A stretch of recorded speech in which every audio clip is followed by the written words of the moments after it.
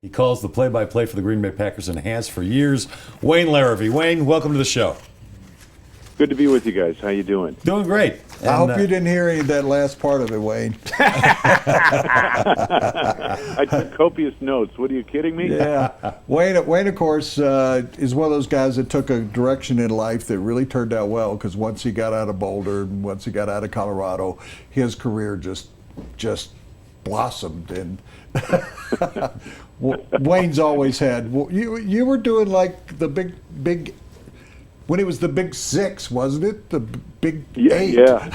Oh, weren't you doing the Big Eight? Yes. Way before it was the Big 12. I think it's the Big 9.5 now, or something like it is. But you know, Woody, I got to tell you, years later, I saw Bill McCartney. Now, I was broadcasting the Buffs for his first 3 years as coach in Boulder, and they weren't very good.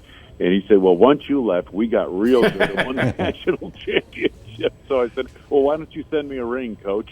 Yeah, that's why I actually knew that, because that you were here during the bad McCartney years, and you left. You prematurely evacuated. But hey, Wayne, do you expect a high-scoring game or a low-scoring game on Sunday night? I think somewhere in between, if I could be politically correct. I really don't know what to expect. Here's the thing. Denver's got such a good defense. I think the Packers offensively, they need to stay on the field. They're only running 60 plays a game. As much as everyone thinks that Denver's been struggling offensively, they're running 65 plays a game. Now, the Packers are getting production when they run those plays, but they're not doing well enough on third downs to stay on the field. And defensively, for as good as they've been defensively, much improved, they are, still not getting teams off the field well enough on third downs, and that impacts the exposure their offense gets in a game. Phillip Rivers in San Diego converted 9 of 18 third downs. They ran 89 plays in that game 2 weeks ago to 49 for the Packers. What should we expect from Eddie Lacy and this running game the rest of the year from the Packers? And is the running game's future in somebody else's hands? Yeah, well, I think this is Eddie's time of year just now. I mean, it just started getting cold up here, rainy and gray. So this is when Eddie Lacy comes to the fore in the running game. He's been banged up, as the coaches said. That's true. But, I think the week off really helped him a lot. And we'll see. I mean, he looks like he's ready to go and maybe hit the hole a little harder, that type of thing. And this is the guy they drafted to run in November and December. Go, Les. So, it's your turn. Well, what's been his problem so far, Wayne? What's been Eddie's problem? Yeah, what's been Eddie Lacy's problem so far? Well, I think that the ankle injury is probably a little worse than people let on. And, it's hindered him a little bit. And the Packers have a capable back in James Starks, who during their Super Bowl run, was the ground game back in 2010. So I think that's basically been it. The other thing is McCarthy likes to go kind of light with Eddie in the early months of the season so that he can pound him in November and December and January. Wayne, I'm sure you've looked at the Broncos in terms of what they've done in the course of this season, and you heard us talking about Peyton Manning from a distance. And I know you're watching the Packers every week, but does Peyton look so diminished to you that he's a shell of what he once was? Well, Woody, there are a couple of things that are going on here. Number one, from the outside looking at it, looks like they're still trying to figure out how Peyton runs and how they run this Gary Kubiak approach to offense. Secondly, I mean, Peyton is 39 years old. He's never had the strongest arm in the league. He's a quarterback who, especially now, needs to climb the pocket and step into his throws downfield.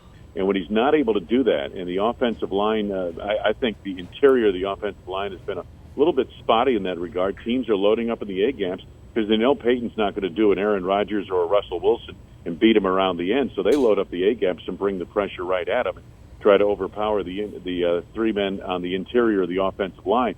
This doesn't allow Peyton to step up into his throws, and when he goes downfield, the ball's often off target. Sometimes it's fluttering, that type of thing, and I think that's been a lot of it. But the other thing I've noticed, and I don't know if you guys noticed this or not, but I was watching really closely the last 2 games they played. There are a lot of times, there was an interception in Cleveland where I thought Demaryius Thomas should have made a play in the ball and flat out didn't, and it was intercepted, and I don't know if his receivers are doing good by Peyton Manning in some respects. Well, that's interesting because I've maintained that he needs help. They keep saying he needs help. I mean, that we got to help him. And then they're not helping him. I mean, so you've got at a point in his career where he needs people to step up, like Demaryius Thomas, who leads the league in drops, and when he needs an offensive tight end to get spacing, Owen Daniels is not doing it. There's no slot receiver to speak of. That the offensive line sucks. That's why I said earlier, just before you came on, I think he's having a Herculean year given what's going on around him. And I think he misses a Wes Welker, don't you? Yeah. A guy that can make a play in the short to medium range and break it into a big play. I think he misses that kind of safety valve right now, and they're trying to develop that. Hillman's an impressive little player. I think he could develop into something like that. But, I think Sanders is a big speed guy downfield. Thomas looks the part, obviously 6'3". But, I just think right now it looks to me like they are where they were 3 years ago when I saw them losing to Houston in Denver. I did the game for Westwood One, and at that point you could tell Peyton was in a new offense and with a new team, new group of guys, and it's like he's trying to get acclimated. And I think by the end of the season they'll have this thing pretty well figured out, and Denver will be a good football team in December and maybe even into January. But right now it's not pretty as to what's going on. For all the praise that Denver's edge rushers do get, and they do deserve, I think the strength of this Broncos team is the back end, is the secondary. How will Aaron Rodgers attack that secondary? Well, I think you're right. I think he feels that way as well. Obviously, you have to be aware of what they've got up front, with especially Miller and Ware coming off the edges, and that's Shaquille Barrett, number 48. Looks like a heck of a player. I can't believe he was a college free agent just 2 years ago. But they're back end. You look at Aqib Talib, now I think he gambles a little bit, but he makes plays. He's a big playmaker. Chris Harris may be a little more sounder in coverage, not going to make quite as many big plays. I think Roby's an excellent-looking second-year player out of Ohio State in that third cornerback role. I love the safeties. I think T.J. Ward's a hitter up front. They still stick him in the box against the run. This is an excellent secondary, I think, in all phases for Denver, and I know Aaron Rodgers feels that way.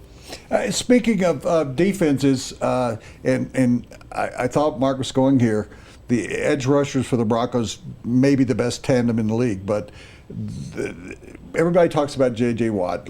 We talked about Lamar Houston, but Clay Matthews, that was a big, big gamble to take him from the outside to the inside, and he's become a monster player on the inside, and I think that that's going to be a real issue for the Broncos with him coming up the middle, and that's where the weaknesses of the Broncos is.